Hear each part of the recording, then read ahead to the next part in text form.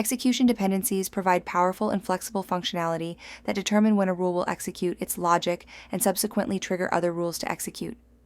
In this video, we will cover execution dependencies using either the after or every options. First, the basics. The red dot on the left-hand side of the rule is called the execution input port. If a rule has one, then it must have an execution statement defined in the execution dependency logic section of the rule in order to execute. An execution statement is either an after or every statement. Execution dependencies can also have condition statements that use the if option. We will cover these in a separate video. You can easily recognize whether a rule is not configured to execute by looking for rules that do not have a red execution link connecting to their execution input port.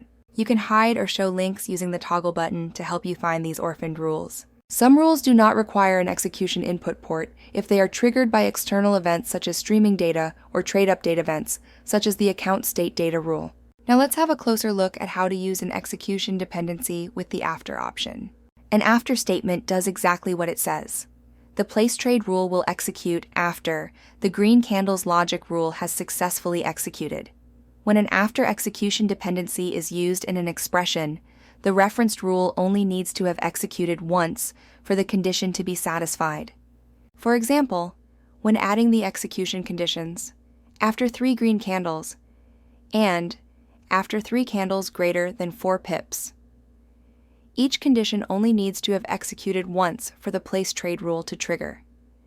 This means that if both conditions have previously executed, the place trade rule will continue to trigger whenever either one of the statements executes a second time, such as getting another set of 3 candles over 4 pips, since the 3 green candles condition remains true.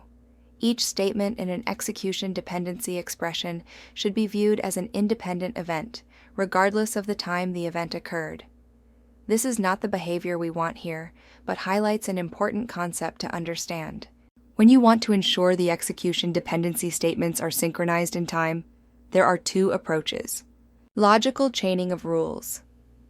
By sequencing rules in a chain using execution dependencies, where each rule triggers the next. This ensures a clear, ordered progression of logic in a serial execution path. The second approach is to use the synchronize feature. When this is configured, an additional check is done to ensure all statements in an execution dependency expression have been met within a defined time window from the latest triggering rule's execution. For instance, if the 3 green candles condition is triggered, then the 3 candles greater than 4 pips must also be triggered within 1 second for the expression to be satisfied. This would only happen if both conditions are triggered by the latest 1-minute candle data. Next, let's look at the every statement. This operates in exactly the same way as the after statement when used as a single execution dependency. There is a key distinction when it is used in an expression. It requires the referenced rule to execute each time the target rule is to be executed.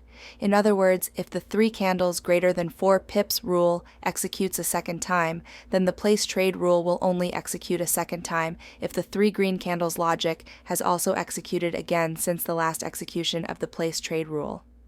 Unlike the after statement, which remains true once the statement has been satisfied, the every option resets after each successful execution of the target rule, and the reference rule must execute again to cause repeated execution. Finally, it is worth noting that trading rules are disabled after a single execution by default to avoid triggering trading actions unintentionally.